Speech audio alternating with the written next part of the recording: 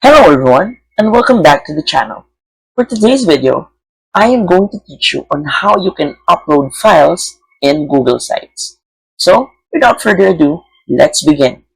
First, go to sites.google.com and once you're on the screen, make sure that you've logged in to your Google account. From the main dashboard, we can either start a new site using this or we can go to one of the recent sites that we're working on. The next step would be to go to the right corner of your screen. As you can see, here is the Google Drive icon. Click on that, and then it will redirect you to a window that shows Google Drive.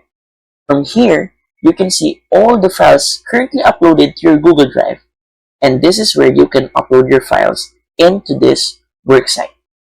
For example, let's click on this image and then click on Insert. After that, you can now use that insert to customize your site using Google Sites. And that's it.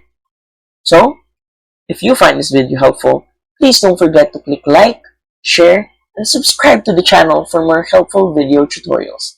See you in the next video. Bye!